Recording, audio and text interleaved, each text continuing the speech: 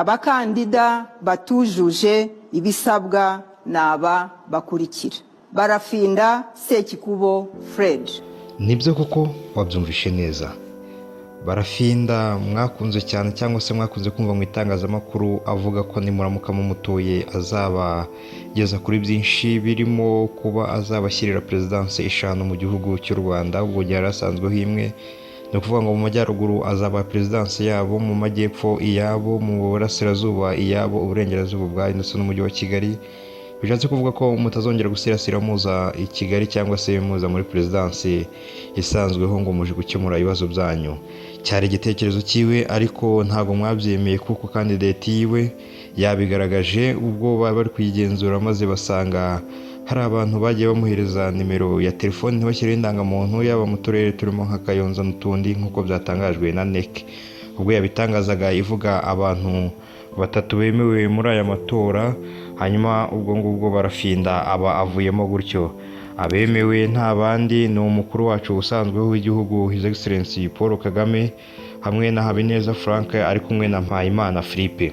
Ndavuga ngo abo nibo bonyine bemewe, abandi bandi ntabwo bemewe. Barafinda niki cyatumye candidate witemerwa nicyo nabazaniye uyu munsi. Kwetureri Pro Entertainment reka kumve icyatumye Barafinda atemerwa cyangwa se candidate yiwe itemerwa n'icyabiteye, hanyuma akomeza ategure ubutaha niyumva bikimurimo azagaruke. Reka kumva impamvu NEC yatangaje. Abakandida batujuje ibisabwa naba bakurikira: Barafinda Sekikubo Fred.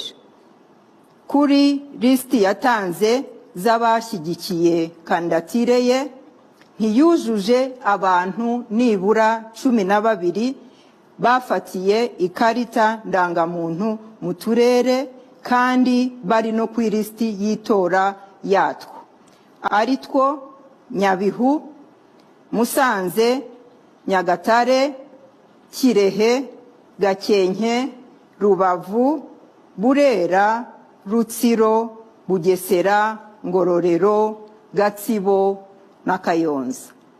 Kuri izo listi hari ahari amazina gusa, nta nomero z'ikarita ndangamuntu ziriho.